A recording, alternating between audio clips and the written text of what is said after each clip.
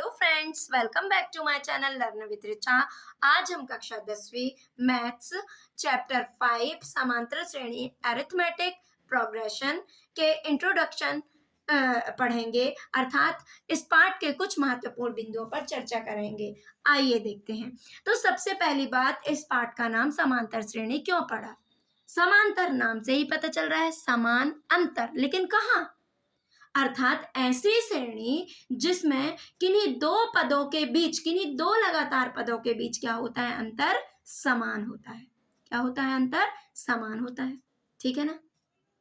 अब तो क्या होगा कि जैसे एक लड़की है सरिता, उसकी माँ उससे ये एक कहानी बताती है, मतलब वो एक बताती है कि वह क्या डिसाइड करती है जब वह जन्म लेती है। तो वह ये बताती है कि जब तुम पैदा हुई थी तो मैंने ये डिसाइड किया था कि जब तुम्हारा पहला बर्थडे आएगा तो मैं 100 रुपीज़ गुल्लक में डालूंगी, और यदि फिर हर एक अगले बर्थडे में मैं उसमें क्या करूंगी? 50 रुपी ऐड करती जाऊंगी, बढ़ाती जाऊंगी।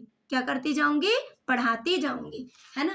तो जब उसका पहला बर्थडे आया तो उसकी माँ ने गुल्लक में कितने रुपए डाले? 100 रुपए। सेकेंड बर्थडे में 50 रुपी क्या करेगी? वो बढ़ाएगी, तो कितने हो गए? 150। अब अगले बर्थडे में फिर बढ़ाएगी, तो अब कितने हो गए? वो 200 हो गए। अगले बर्थडे में फिर 50 बढ़ाएगी, तो कितना हो गया? रुपये 250 हो गया। तो इस तरह से ये क्या हो जाएगा? क्रम बढ़ता जाएगा। तो अब देखिए, क्या इनमें पदों के बीच अंतर समान नहीं है? है ना? 150 में से 100 गए 50, 200 में से 150 गए 50, 250 में से 200 गए, कितना आया? 50। ठीक है ना? तो ये जो है, अब समांतर श्रेणी समान अंतर है ना, इसी टाइप की श्रेणी क्या कहलाएंगी? समांतर श्रेणी, जिनमें किन्हीं दो लगातार पदों के बीच अंतर क्या होता है? समान होता है। डिफरेंस क्या होता है? समान होता है। अब हम बात करते हैं पद क्या कहलाता है ना? तो पद क्या कहलाता है? ये जो श्रेणी है, इस श्रेणी में जो प्रत्येक संख्या होगी वो क्या कहलाएगी? पद कहलाएगी, टर्म कहलाएगी, है ना? तो पद या टर्म, तो इस श्रेणी में जो प्रत्येक संख्या होगी वो क्या कहलाएगी? पद कहलाएगी। जैसे ये किस स्थान पर है? पहले स्थान पर, तो ये फर्स्ट टर्म होगा। ये दूसरे स्थान पर है तो इसको सेकंड टर्म कहेंगे। ये थर्ड स्थान पर है तो इसको थर्ड टर्म कहेंगे। ये फोर्थ स्थान पर है तो इसको फोर्थ टर्म कहेंगे। ठीक है ना? तो जो श्रेणी में जो प्रत्येक संख्या होगी वो क्या कहलाएगी? अपना एक निश्चित स्थान रखेगी। जो पहले स्थान पर होगा वो फर्स्ट टर्म, सेकंड में होगा सेकंड टर्म, थर्ड में होगा थर्ड टर्म, है ना? अब देखो, आप टर्म तो समझ गए होंगे, है ना? पद से परिचित हो गए होंगे। ठीक है ना? अब अपन देखते हैं कि डी क्या कहलाता है ना? यहाँ पर इनके बीच 150 से 100 के बीच में कितना अंतर आ रहा है? 50 का। 200 से 150 के बीच में कितने का अंतर आ रहा है? 50 का। तो ये जो समान अंतर होता है इसी को हम बोलते हैं कॉमन डिफरेंस, अर्थात सर्वांतर। क्या बोलते हैं? सर्वांतर, है ना? क्या बोलते हैं? Common difference. इसी को बोलते हैं सर्वांतर। इसी को हम डी से प्रदर्शित करते हैं। तो इसमें क्या होता है? ठीक बाद वाले पद में से ठीक पहले वाले पद को घटा दो, तो 150 में से 100 गए, कितना आया? 50। जरूरी नहीं है मैंने इसको घटाया, इसको अपन a2 माइनस a1 भी लिख सकते हैं ना, लिख सकते। जरूरी नहीं है तुम इन्हीं को घटाओ, इन दोनों लगातार पदों को ले लो, ठीक बाद वाले में से इसके ठीक पहले कौन आएगा? a2, a3 के ठीक पहले a2, तो आप a3 माइनस a2 कर लो, तो 200 ऋण 150, कितना आ गया? 50। तो ये क्या कहलाता है? ये कॉमन डिफरेंस कहलाता है। अब आती है पदों की संख्या कितनी है ना? नंबर ऑफ टर्म, है ना? तो नंबर ऑफ टर्म कितने हैं? तो नंबर ऑफ टर्म को n से प्रदर्शित किया जाता है। किससे प्रदर्शित किया जाता है? n से प्रदर्शित किया जाता है, जो क्या बताता है? पदों की संख्या बताता है। ठीक है ना? अब जब जब जो अंतिम पद होता है, लास्ट टर्म होता है, या उसी को क्या कहते हैं? एनवा पद। क्या कहते हैं? एनवा पद, है ना? तो जो लास्ट टर्म या क्या होगा, उसी लास्ट टर्म को क्या कहा जाता है? एन नंबर ऑफ टर्म, है ना? एन क्या हो जाएगा? एनवा पद। इसी को क्या कहेंगे? एनवा पद, है ना? लास्ट टर्म या एंड टर्म्स, है ना, तो क्या हो जाएगा, इसी को क्या कहते हैं, अंतिम पद कहते हैं। क्या कहते हैं, अंतिम पद। और अंतिम पद को, लास्ट टर्म को एल या ए एन से प्रदर्शित करते हैं। तो आइए देखते हैं, अब इसी से शुरुआत होती है हमारे प्रश्नों की। तो आपसे डी निकालने को आएगा, कॉमन डिफरेंस तो बन जाएगा ना, ठीक है।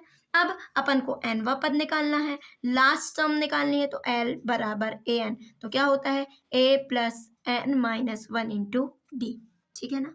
ए क्या कहलाएगा, फर्स्ट टर्म, पहला पद, एन नंबर ऑफ टर्म, पदों की संख्या कितनी है, डी क्या कहलाएगा, कॉमन डिफरेंस, सर्वांतर कहलाएगा, ए एन क्या कहलाएगा, अंतिम पद कहलाएगा, एन टर्म कहलाएगी, ठीक है ना। ये समझ में आया। आप इस सूत्र की सहायता से ज्ञात कर सकते हैं, अर्थात एनवा पद ज्ञात करने का फॉर्मूला यही है।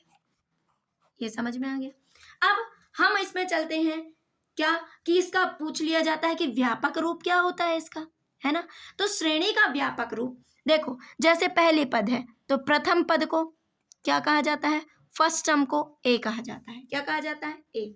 हमको निकालना है सेकेंड टर्म, क्या निकालना है, सेकेंड टर्म, एन की जगह वन रख दो, टू रख दो, क्या हो जाएगा, वन प्लस वन में से वन गए, सॉरी टू, टू रखेंगे ना, टू माइनस वन डी, तो क्या हो जाएगा, दो में से एक गए, एक डी, ये हो गया। थ्री रखोगी तो क्या आ जाएगा, तीन में से एक गए दो, ए प्लस टू डी, इस तरह से निकलती जाएंगी ना।